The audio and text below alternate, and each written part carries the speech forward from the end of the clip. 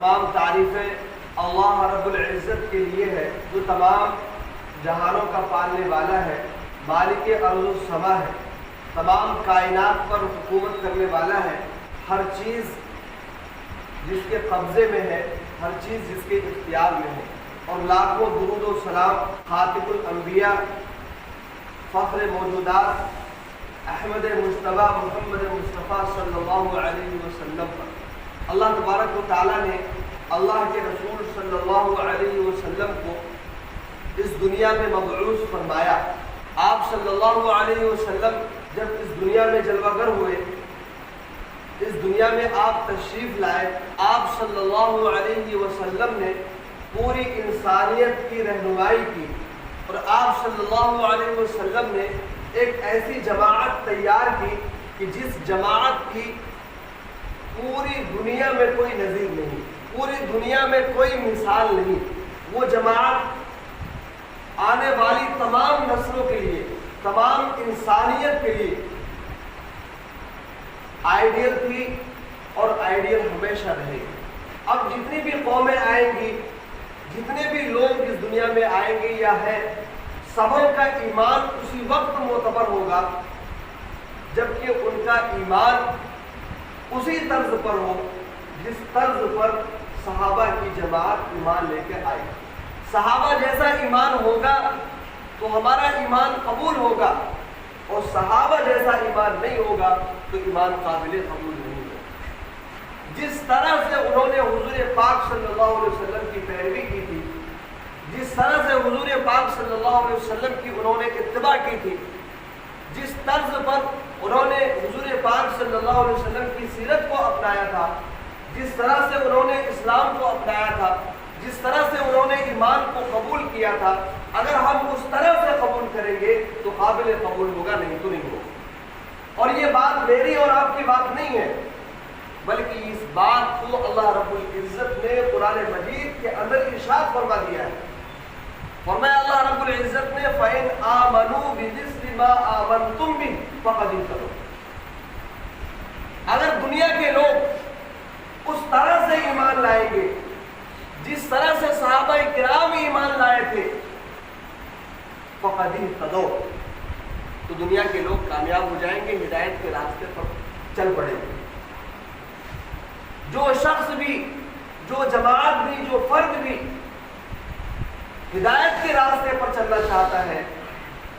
کامیابی کے راستے پر چلنا چاہتا ہے، دین کے راستے پر چلنا چاہتا ہے، شریعت کے راستے پر چلنا چاہتا ہے، اس کے لیے ضروری ہے کہ صحابہ کرام کو اپنا آئیڈیل، اپنا نمونہ بنائے۔ اور صحابہ کرام کا ایمان کیسا تھا، کس طرح سے انہوں نے شریعت کو قبول کیا تھا، کس طرح سے انہوں نے حضور پاک صلی اللہ علیہ وسلم کی پیروی کی تھی، یہ ہمارے اور آپ کے سامنے ہے کہ صحابہ کرام نے پورے دین کو قبول کیا تھا، دین کے ہر حکم کو قبول کیا تھا۔ ایسا نہیں تھا کہ انہوں نے صرف ایک حکم کو قبول کر لیا اور دوسرے حکم کو قبول نہ کیا۔ پورے طور پر وہ اسلام میں داخل ہو گئے تھے۔ ان کو تو کہا بھی گیا تھا اور ہمیں بھی یہ کہا گیا ہے، یا ایھا الذین آمنوا آمنوا، اے ایمان والو ایمان لے آؤ، یعنی جو ایمان کا دعویٰ کرتے ہو وہ پورے طور پر ایمان لے آؤ، اسلام میں پورے طور پر داخل ہو جاؤ۔ یہ نہیں کہ ایک حکم کو مانا اور دوسرے حکم کو نہیں مانا، مکمل احکام کو ماننا ضروری ہے۔ ہم نے آپ نے یہ سمجھ رکھا ہے کہ ہم نماز پڑھ لیں کافی ہے، ہم نے آپ نے یہ کسی نے سمجھ رکھا ہے کہ رمضان المبارک کا مہینہ آئے روزے رکھ لو اور رمضان میں خوب عبادت کر لو، باقی چھٹی۔ ہم نے یہ سمجھ رکھا ہے کہ زکوٰۃ دے دو، نیک کام کر لو، خیرات کر لو، مسجدیں بنوا لو، مدرسے بنوا لو، باقی چھٹی۔ صحابہ کرام کا ایسا نہیں تھا۔ صحابہ کرام ہر عمل پر پورے طور پر کھڑے ہوتے تھے، ہر کسوٹی پر پورے اترتے تھے۔ صحابہ کرام نے ہر حکم کو مانا تھا، اور اسی کی وجہ سے صحابہ کرام کو آئیڈیل اور نمونہ تھا۔ صرف یہ دعویٰ کافی نہیں ہے کہ ہم ایمان والے ہیں، صرف حضور پاک صلی اللہ علیہ وسلم کی رسالت کا اقرار کافی نہیں ہے، صرف اللہ تعالیٰ کی توحید کا اقرار کافی نہیں ہے، بلکہ اس کے ساتھ ساتھ یہ ضروری ہے کہ ہم ان احکامات کو بھی مانیں اور ان احکامات کو بھی اپنی عملی زندگی میں، اپنی پریکٹیکل لائف میں لاگو کریں، نافذ کریں،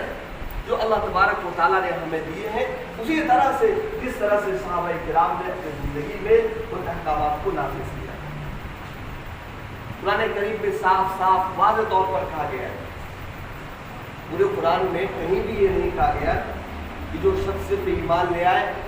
صرف کلمہ توحید کا اقرار کر لے، صرف رسالت کا اقرار کر لے، بس یہ کافی ہے، بلکہ ایمان کے ساتھ رسول پاک صلی اللہ علیہ وسلم کی رسالت کے اقرار کے ساتھ، توحید کے اقرار کے ساتھ اعمال صالحہ کو بھی ضروری بتلایا گیا، اور صحابہ کرام نے اس کو ضروری سمجھا۔ ایمان کو اور عمل صالح کو، نیک اعمال کو آپس میں ایک دوسرے کے ساتھ جڑا ہوا مانا اور اسی کے مطابق انہوں نے عمل کیا، اس لیے پھر وہ کامیاب ہوئے۔ رضی اللہ عنہم ورضوا عنہ، وہ اللہ سے راضی ہوئے اور اللہ ان سے راضی ہو گئے۔ یہ شرف اللہ تبارک و تعالیٰ نے ان کو عطا فرمایا۔ قرآن مجید میں اللہ رب العزت نے ارشاد فرمایا، ان الذین آمنوا، ان الذین آمنوا، بے شک وہ لوگ جو ایمان لائے۔ اب ایمان کا دعویٰ ہوا، صرف اس ایمان کا دعویٰ، صرف اقرار، صرف اظہار کافی نہیں، فرمایا آگے اللہ رب العزت نے، ان الذین آمنوا وعملوا الصالحات، جو ایمان لائے اور نیک اعمال کیے، اچھے اعمال کیے، اللہ تعالیٰ کے احکامات کو پورا کیا جنہوں نے۔ آگے خود قرآن نے اس کی تفسیر کی ہے کہ نیک اعمال کیا ہے۔ دو نیک اعمال کو خصوصی طور پر اللہ رب العزت نے بیان فرمایا، ان الذین آمنوا وعملوا الصالحات واقاموا الصلاة وآتوا الزکاة، نماز کو قائم کیا، نمازیں پڑھی، وآتوا الزکاة، اور زکاتیں ادا کی۔ ان الذین آمنوا وعملوا الصالحات واقاموا الصلاة وآتوا الزکاة، آگے ان کا انعام بیان کیا گیا، لہم اجرہم عند ربہم، ان کے لیے اللہ رب العزت کے اوپر، اللہ رب العزت پر ان کے لیے اجر واجب ہو گیا ضرور، یعنی اللہ رب العزت نے ان کا بدلہ اپنے ذمے لے لیا، یہ بدلہ میں تمہیں عطا کروں گا۔ لہم اجرہم عند ربہم ولا خوف علیہم ولا هم يحزنون، جب قیامت قائم ہوگی، حشر کا میدان ہوگا، وہاں وہ غمزدہ نہیں ہوگا، ہر ایک پریشان حال ہوگا، ہر ایک نفس نفسی کے عالم میں ہوگا، لیکن جو اس کرائٹیریا پر پورے اترے گا، کھڑے اترے گا، تو ان کو کوئی خوف نہیں ہوگا، نہ وہ غمزدہ ہوں گے، ولا خوف علیہم ولا هم يحزنون، نہ تو میدان حشر میں، قیامت کے دن میں، قبر و حشر میں کہیں بھی وہ غمزدہ ہوں گے، نہ ہی انہیں کوئی خوف ہوگا جہنم میں جانے کا، کوئی خوف نہیں ہوگا کہ کہیں ایسا نہ ہو کہ اب ہم جہنم میں چلے جائیں، کیونکہ وہاں کا جو فیصلہ ہوگا وہ آخری اور حتمی فیصلہ ہوگا، نہ تو ان کو غم ہوگا کسی بات کا اور نہ ہی کسی بات کا خوف ہوگا، آگے پریشانیوں کا کوئی خوف انہیں نہیں ہوگا۔ کس چیز پر ہے یہ انعام؟ ایمان پر بھی ہے اور عمل صالح پر بھی ہے، ایمان پر بھی ہے، عمل صالح پر بھی ہے۔ بعض ائمہ کرام نے، اور ان میں سر فہرست سب سے آگے حضرت امام بخاری رحمۃ اللہ علیہ، امام بخاری رحمۃ اللہ علیہ کا ماننا یہ ہے کہ ایمان کے ساتھ اعمال بھی داخل ہے، گویا کہ وہ ایک دوسرے کو لازم و ملزوم سمجھتے ہیں۔ اور دوسرے ائمہ کرام جو ہے، دوسرے مفسرین کرام یہ فرماتے ہیں کہ اگرچہ کہ اعمال ایمان میں داخل نہیں ہیں، لیکن یہ بھی ضروری ہے، اور جو اعمال ہے وہ ایمان کا نتیجہ ہے۔ کوئی شخص یہ کہے کہ میں اللہ پر ایمان لاتا ہوں، اللہ کے رسول صلی اللہ علیہ وسلم کی رسالت کا اقرار کرتا ہوں، اپنے دعوے میں سچا ہے، اگر وہ اپنے کلمے میں سچا ہے، اگر وہ جھوٹا نہیں ہے، تو پھر اس ایمان کا نتیجہ ظاہر ہونا چاہیے، اور اس کا نتیجہ ظاہر ہوتا ہے، کیونکہ اس ایمان کا مطلب یہ ہے کہ بندہ یہ اقرار کرتا ہے کلمہ لا الہ الا اللہ محمد رسول اللہ پڑھ کر کے کہ اب میں ساری باتیں اللہ تعالیٰ کی مانوں گا، رسول اللہ صلی اللہ علیہ وسلم کی اتباع کروں گا، تمام تر باتیں مانوں گا۔ جب مجھے نماز پڑھنے کا حکم دیا جائے گا تو میں نماز پڑھوں گا، جب مجھے زکوٰۃ دینے کا حکم دیا جائے گا تو میں زکوٰۃ دوں گا،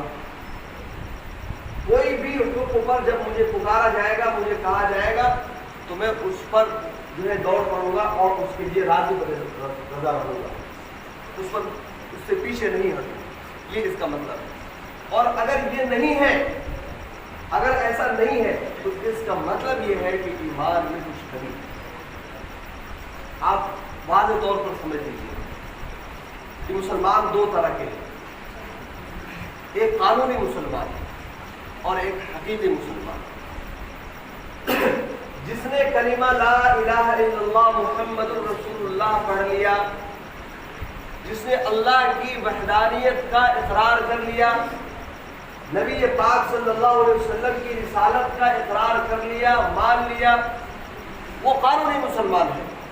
قانون کے دائرے میں وہ مسلمان ہو گیا، مسلمان کی گروہ میں اس کا شمار ہوگا، مسلمانوں کی جماعت میں وہ شامل ہو جائے گا۔ اور دوسرا ہے حقیقی مسلمان، اور حقیقی مسلمان وہ ہوگا جو اللہ کی وحدانیت کا اقرار بھی کرے، نبی پاک صلی اللہ علیہ وسلم کی رسالت کا اقرار بھی کرے، اور جتنے احکامات اللہ رب العزت نے نازل فرمائے ہیں ان تمام احکامات پر عمل کرنے والا ہو، ان تمام احکامات پر پورا لطف کرنے والا ہو، یہ ہوگا حقیقی مسلمان۔ آج ہم صرف قانونی مسلمان ہیں، حقیقی مسلمان نہیں ہیں۔ صحابہ کرام پورے طور پر اسلام میں داخل ہو گئے تھے اور ہم آدھے طور پر اسلام میں داخل ہوئے۔ یہی وجہ تو ہے کہ رمضان المبارک کا جب مہینہ آتا ہے تو ہم پورے رمضان المبارک کے روزے رکھتے ہیں،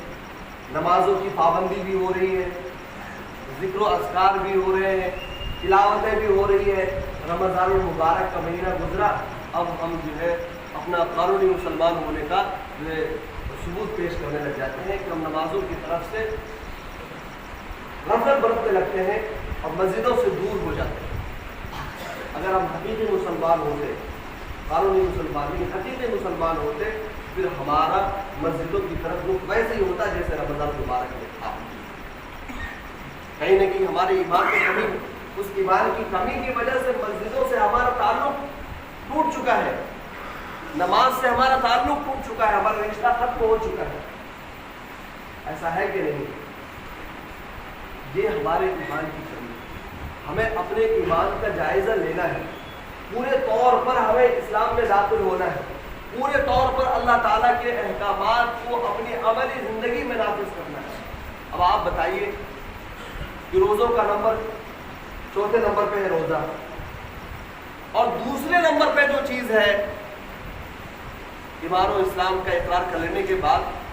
دوسرے نمبر کی جو چیز ہے ہم اس کو چھوڑ دیتے ہیں، یعنی ہم پہلے نمبر سے جمپ کر کے سیدھے چوتھے نمبر پہ پہنچ جاتے ہیں۔ یہ کہاں کی انصاف کی بات ہے؟ اگر کوئی شخص جو ہے دوسرے نمبر کی چیز کو چھوڑ کر کے آگے بڑھ جائے تو کیا اس کو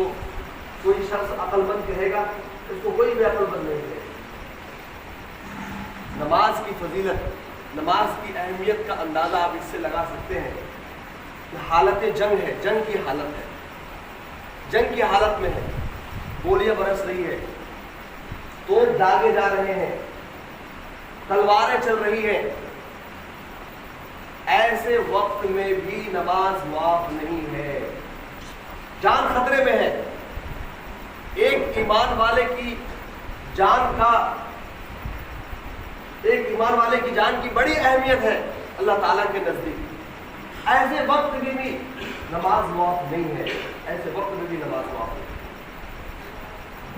قرآن میں صاف طور پر حضور پاک صلی اللہ علیہ وسلم کو مخاطب کر کے کہا گیا حالت جنگ ہے، تلواریں چل رہی ہیں، میدان جنگ میں لوگ موجود ہیں، دشمن کی طرف سے حملہ ہو رہا ہے، ایسے وقت میں اے نبی صلی اللہ علیہ وسلم آپ ان کے اندر موجود ہیں، اذا كنت فیہم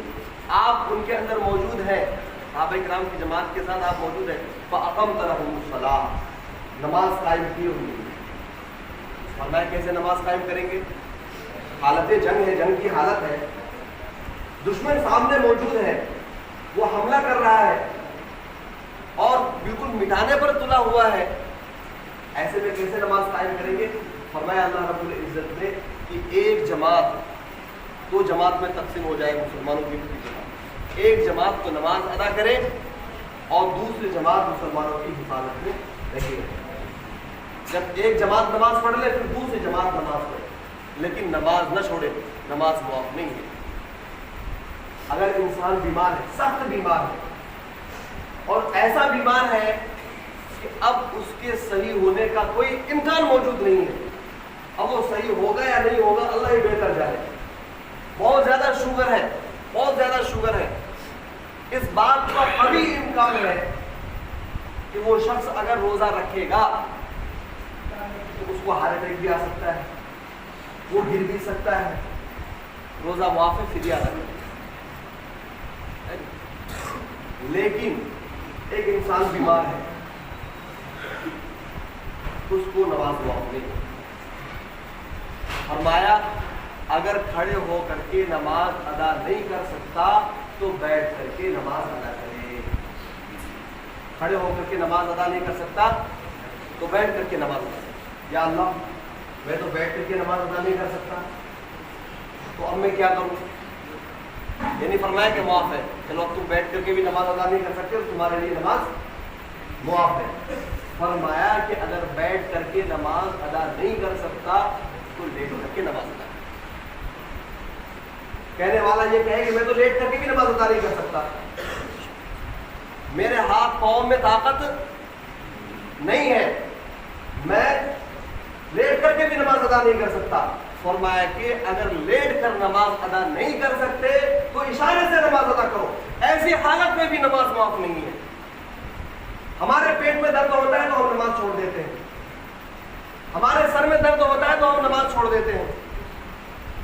ذرا سی تکلیف ہو ہم نماز چھوڑ دیتے ہیں، ذرا سی تکلیف ہو ہم نماز چھوڑ دیتے ہیں، ذرا سا کاروبار کا معاملہ ہو نماز چھوڑ دیتے ہیں۔ بالکل ہٹے کٹے نوجوان، ہر طرح سے طاقت اور توانائی ہمارے جسم میں ہے، دکان پہ بیٹھے ہیں نماز پڑھنے نہیں آئے، گویا کہ انہوں نے اپنے آپ کو رازق سمجھ لیا ہے، ہم نے اپنے آپ کو رازق سمجھ لیا ہے کہ میں دکان میں نہیں بیٹھوں گا تو میرے بچے بھوکے رہ جائیں گے۔ زبان سے نہیں کہا ہے لیکن عمل یہی بتلا ہے، عمل ہمارا یہی بتلا ہے، صاف صاف طور پر اللہ رب العزت نے قرآن مجید کے اندر ارشاد فرما دیا ہے ان اللہ هو الرزاق ذو القوة المتین،